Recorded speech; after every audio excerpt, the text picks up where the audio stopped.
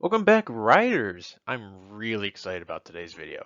My ninth annual 25 Days of Coasters is almost here, and today's video serves as a preview of sorts. This will be my first year doing it on YouTube, and I've ridden a ton of coasters this year that really shook up my rankings big time, so this year is shaping up to be absolutely huge. In this video, I will give a history of 25 Days of Coasters, what you can expect from the series, and some honorable mentions. I also have a couple questions I'm looking for feedback on, so stay tuned for those. I started traveling to other parks once I started to become a roller coaster enthusiast starting in the summer of 2013. That's a lot of startings. Over time, people started to ask me, there's another one, what my favorite roller coasters were, or what I thought about certain coasters, certain parks, how I would rank coasters at certain parks. I was trying to think of a way I could display my favorite coasters, and sometime in the holiday season of 2015, I thought of ranking my top 25 roller coasters as a countdown to Christmas Day, just like the 25 Days of Christmas on the ABC Family TV channel. Apparently that's called Freeform now? Anyways, so I did that in 2015, starting with my 25th favorite coaster on December 1st and working up my way to my favorite roller coaster on Christmas Day. For the first few years, I did this only on my Snapchat story of all places, really. I was not much of a social media guy, and I literally only had one or two roller coaster friends on Snapchat, so the first few years were really just people I went to grade school with and high school with that saw the rankings. I did this on Snapchat every year from 2015 to 2018. These lists were pretty bad. I didn't have a crazy high credit count, and the Snapchat really limited the captions, so I wasn't able to explain much behind each coaster. In 2019 and 2020, I took a hiatus from my traditional 25 days of coasters. In those years, I didn't ride anything that cracked my top 25. I didn't ride much at all, really, so I didn't want to post the same list as the year prior. Instead, I did a couple of parody countdowns on my private Snapchat story. One year I did chain restaurants, and then the other I did sports stadiums. When 2021 came around, my credit count had skyrocketed, and I had an Instagram with a bunch of roller coaster enthusiasts following me by that time, so I moved 25 Days of Coasters to my Instagram story. This allowed me to write a bigger caption to share more of my opinion for each ride. I also followed the countdown with a Q&A on my Instagram story on December 26th. I ended up doing the same thing last year in 2022. So for this year, after YouTube, my question to you guys is, I would like a way to interact with you all after the 25 Days of Coaster concludes. So how should I do this? Should I do a Q&A on my Instagram story again, or maybe post a community post on YouTube and compile questions for a Q&A video? Or should I go live on Instagram, or should I go live on YouTube? These are just a few of the ideas I had. That brings us to today. For a while, I was trying to think of a way to share even more, something more in depth. That eventually led me to the idea of doing it on YouTube, so here we are today. This way, I'll be able to share more pictures, and I'll have a lot more time for my thoughts on the ride and other stats and whatnot. I'll still post the top 25 on my Instagram story, but I'm just going to post a link to the video I drop each morning. So other than that, here's what to expect. If you're new to the channel, this channel is really just for me to have fun for on the side. I'm not filming nonstop when I'm at parks for footage, and I won't even have any videos on the countdown. It's just gonna be pictures. And some rides I literally only have like 2 pictures, so I won't encompass everything as a full out review. Rather, I'll touch on things that just come to my mind when I think about each ride. That said, in each video in the description, I will post a link to a Canobie Coaster review for that specific coaster. I think he posts the best reviews and they really encompass everything. So if you're looking for even more information and footage, feel free to check out his review in each description of the 25 Days of Coasters videos. This year's 25 Days of Coasters might be one of the best installments ever, as there is a lot of substantial change in my rankings. As of making this video, my credit count is 494. That is 185 more than last year, believe it or not. My top 25 coasters now represent the top 5.06% of all the roller coasters I've ridden. I got on some really heavy hitters in Europe this summer that infiltrated the top 25. And if you know me, I've been super on the fence between two coasters for my number one spot. So this year, I have a whopping 11 new coasters in my top 25. 10 of those are new credits I rode for the first time this year, while there was one roller coaster that I grew to appreciate enough to re-enter the top 25. Unfortunately, there are some fantastic rides that had to lose their spot in the top 25. Last year, leading up to 25 Days of Coasters, I had each coaster that dropped out of the top 25 as an honorable mention, and I will do the same to end off this video.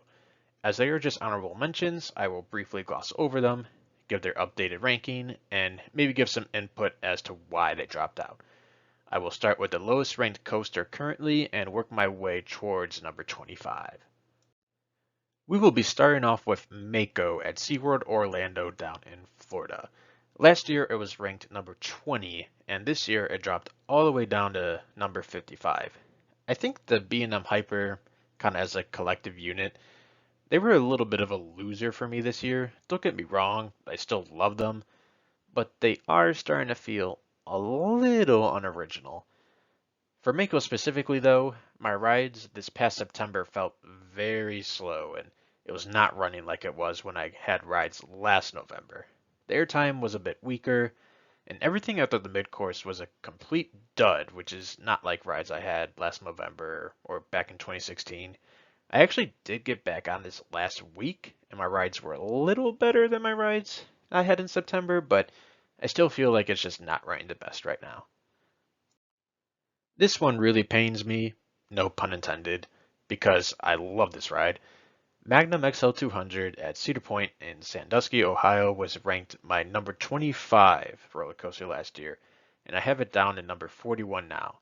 This is one of my most ridden coasters ever, and I think its slide is simply explained by the fact that I rode better coasters this year and it forced Magnum to move down. My rides on Magnum this year were no worse or better than any of my rides last year. The airtime's just absolutely amazing, and I appreciate that classic aero jank. Goliath at Six Flags Great America in Gurnee, Illinois is in the same boat as Magnum. Great ride, no better or worse this year than years past. It hurts to have me leave this off the list because, as the best coaster at Six Flags Great America, this means my home park no longer has a representative in 25 Days of Coasters. I guess it's time to build the Giga, I guess. Anyways, Goliath is a little on the shorter side, but nearly every single element slaps so hard on this ride. One of the best first drops in the world with two of the best inversions around. Last year I had it number 24, and this year I have it at number 40. Lightning Run at Kentucky Kingdom in Louisville, Kentucky is next up. Last year I had it at number 19, and this year I have it at number 38. This one slid a little further than Magnum or Goliath because of my rides this year were a little underwhelming. This is a great model, and it's a crime more of these have never been built yet. Hopefully the new one in Arizona inspires other parks to purchase more of these, but anyways, Lightning Run proves that size is not everything. It has endless airtime and great transitions, but again, my rides this year felt a little slower and everything was not hitting as hard at me as it was in years past. Leviathan at Canada's Wonderland in Vaughan, Ontario, near Toronto, has always been a little underwhelming to me, and that did not change with my re-ride I had this summer. Last year it was number 23, and this year it is number 35. It still has one of the best first drops around, and there are some great airtime moments in there as well. This is B&M's first Giga, and they definitely tweaked the imperfections with their later installments for sure. I have Wicked Cyclone at Six Flags New England in Agawam, Massachusetts up next. This is a coaster I really need a rewrite on, as I have not ridden it since 2016. My memory on it is slipping, but at the end of the day, an RMC is an RMC. I will say I rode Twisted Cyclone for the first time this year, and I much preferred this coaster and having the third lap on it versus not having that lap on Twisted Cyclone. I have Wicked Cyclone ranked number 34 this year after it was number 16 last year. Definitely need a rewrite on this soon. Orion at Kings Island in Mason, Ohio, near Cincinnati, is ranked number 33 for me this year after being one spot above Leviathan last year at number 22. My opinion on Orion did not change this year really. I think I enjoy the ride more than an average enthusiast. Sure, I'd like it for it to be longer, but overall it's not a short ride, and I think there are less dull spots on this than Leviathan. It's butter smooth, and it's a rush going over 90 miles an hour on one of the best drops in the world. I don't know how many times I'm going to continue to say this X coaster has one of the best drops in the world, but somebody should get a tally count going, because this is definitely one of those rides. Next up is one of the biggest losers last year, El Toro at Six Flags Great Adventure in Jackson, New Jersey. I will clarify, I didn't get a ride on it this year, but last year when I rode it was the first time I rode it since 2014, and it was a little rougher than I would have liked. It's still an amazing ride, obviously, as I still have it ranked number 30 this year after being number 18 last year, but the ride before, in 2014, when I rode, I had it in my top 5, and I wish it was a little more re-rideable, but it has some of the best airtime in the world. And for me, I actually like the last twister section with all the turns, so definitely a fantastic ride that just needs a little smoothing out. The next two go hand in hand, so I'll include them together. Diamondback at Kings Island in Mason, Ohio, near Cincinnati, and Behemoth at Canada's Wonderland in Vaughan, Ontario, near Toronto, Canada, were ranked number 9 and number 8 respectively last year, and fell down to number 28 and 27 respectively this year. I alluded to this when talking about Mako earlier, but the B&M Hyper is still one of my favorite models, but just something about them this year was not resonating with me as much as they have in the past. They provide some of the best airtime in the world, and I personally don't mind their rattles, so I can ride them all day. They're still fantastic rides, but I guess I'm just looking for something a little more varied and less repetitive in my top 25 these days. The last coaster in my honorable mentions is Ghost Rider at Knott's Berry Farm in Buena Park, California, near LA and Anaheim. Last year I had it ranked at number 14, and this year I have it at number 26, the first coaster to not make the cut for 25 Days of Coasters.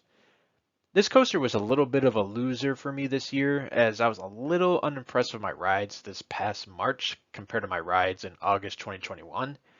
This is still one of my favorite wooden coasters though, obviously, and I consider it legendary. This ride is crazy long and has some fantastic laterals. And it's an overlooked night ride too with the lights throughout the whole layout.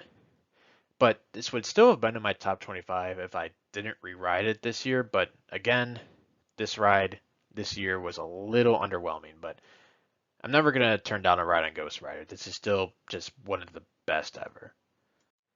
So that is going to do it for this video. 25 Days of Coasters will start this Friday, December 1st.